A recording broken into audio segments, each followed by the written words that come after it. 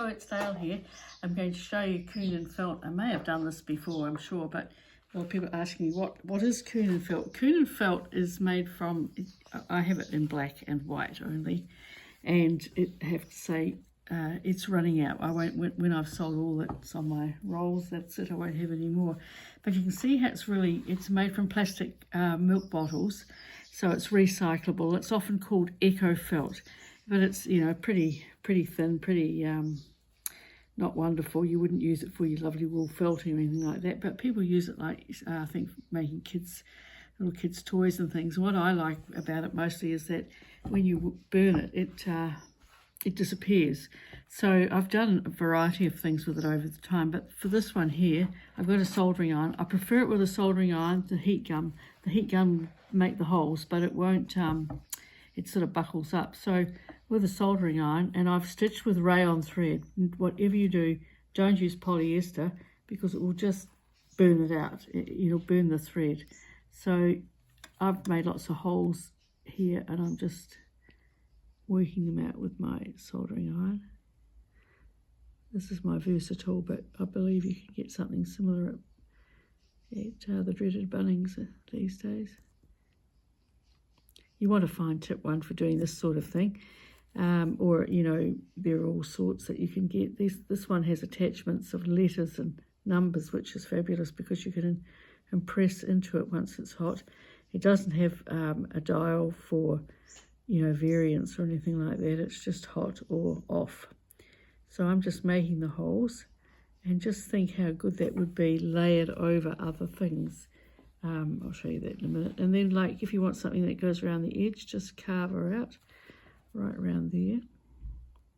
Sometimes I get all those little extra pieces out and use my fingers, but this is another case of needing slightly asbestos fingers to so you don't feel the burning. And also, if it concerns you, work in a well ventilated area. I've got the doors and windows open in here. Or wear a mask. That's a lot of people do, but it's entirely up to you. So I'll just flick that off, and so there it is before it's burnt, and what a difference it makes when you make these wonderful holes. And think of this, how I like to do things for layering and etc. And I'll just put this down in a minute, and I've got to often use an upside down ceramic pot to put it in, but I don't have it with me today, so I'll just stand it very carefully. You know, I've got a top to work on. Always think about what you're putting on. I mean, don't work on things that you know that will burn. So there we go. So there's my layering coming along there, and I'll stop there. This is a variegated thread, so it's darker in places than others. It's an old thread I had called Kiwi Green. So that's there, this sample here. I'll just get rid of that one. And I'll show you a couple of things I've done in the past. This is a long time ago, and I knitted with rayon thread. Again, don't use polyester. So it's lots and lots of a knitted rayon thread, and then I've stitched them, machine stitched them with rayon thread onto Kunon felt. And on the backing I've got a tulle type, I think. And then I actually hit it with the heat gun rather than a soldering iron. So I could still these days come back and very easily make some wonderful holes and things. Because if you layer up with organzas and all that sort of thing, the heat gun, the soldering iron is fantastic to just cut in so that you can see what's underneath.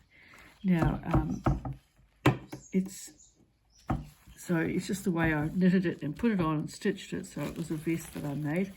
But other lovely things you can do is I've made papers with crumbly papers with foils and so on, or paint or metallic paints or all sorts of things like that.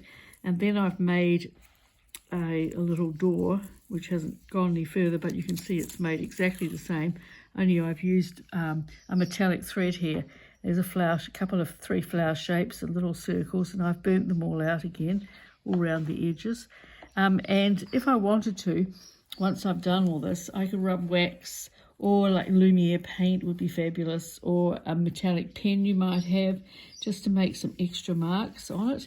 So I'll put that over there, and that's your you know, your stained glass window, which could be anywhere. And this one here to finish with, these are foils on sticky dots. So I have sticky dots, so they're like a fusible webbing. You iron them onto the surface and then peel off the paper, and then when you put your foil on, you've got these lovely, this myriad of dots and things everywhere. And this is just using up all my scraps of foils, so just what was left over, so you get different ones. And then again, I made another one which I haven't carved that much into, and it's relatively boring in a way, I suppose, but I could have stitched more. But just to show what happens when you put that onto lovely, it's like a stained glass window. So Kunon felt has lots of uses in that way. So for the people who ask me, what do you do with Kunon felt, this is what I do with Kunon felt. So I hope that's been a little bit useful for you. See you again another time. Bye.